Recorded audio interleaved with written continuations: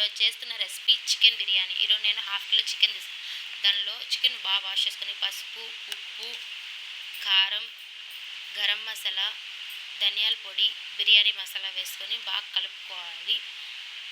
బాగా పట్టేలా కలుపుకోవాలి. దానిలో హాఫ్ కప్ పెరుగు వేసుకోవాలి. పెరుగు కూడా బాగా కలుపుకొని ముక్కలకి బాగా పట్టుకునేలా పెట్టుకున్న తర్వాత నిమ్మకాయ కూడా బాగా పిండుకొని బాగా ముక్కలకి నిమ్మకాయ పులుపు బాగా అవుతుంది. బాగా కలుపుకున్న తర్వాత దానిలో కొత్తిమీర, పుదీనా వేసుకొని కూడా బాగా కలుపుకోవాలి.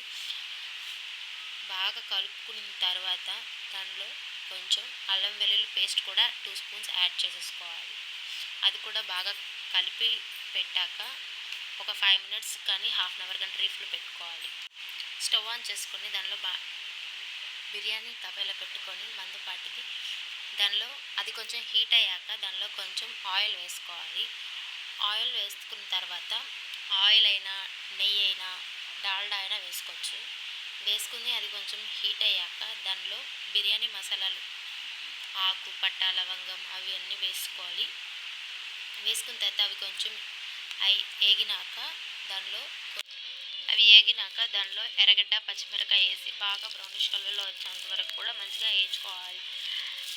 ఆ బ్రౌనిష్ కలర్లో వచ్చాక దానిలో అల్లం వెల్లుల్లి పేస్ట్ కూడా వేసేసుకోవాలి తగినంత. వేసుకున్న తర్వాత అది బాగా పచ్చివాసన పోయేంత వరకు వేయించుకున్న తర్వాత దానిలో ఒక 5-6 కట్ చేసుకున్న టమాటా ముక్కలు కూడా వేసుకోవాలి. కట్ చేసుకొని అవి బాగా మగ్గినాక దానిలో పసుపు, ఉప్పు వేసుకొని మూత పెట్టుకొని ఒక 5 మినిట్స్ ఉంచుకోవాలి. మూత పెట్టేసుకొని ఉంచుకుంటే అది మంచిగా ఏగుతుంది.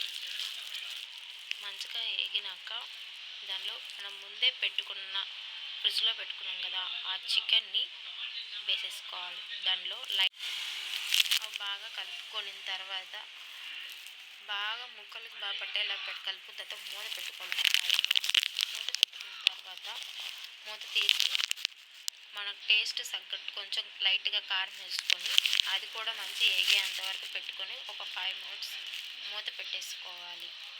మూత పెట్టుకుంటేనే ముక్కలకి బాగా పడుతుంది. పెట్టుకున్న తర్వాత మన టేస్ట్ మనం ఎంతైతే రైస్ తీసుకున్నామో అంత రైస్ కొలత వాటర్ తీసుకోవాలి. వాటర్ తీసుకున్న తర్వాత మూత పెట్టుకొని మరిగిన తర్వాత దానిలో మనం ముందే రైస్ నానబెట్టున్న ఆ రైస్ వేసేసుకోవాలి.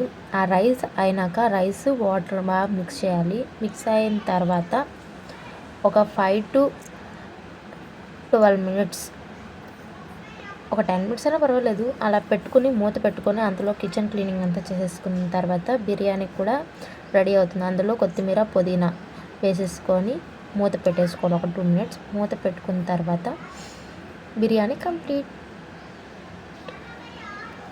Thanks for watching.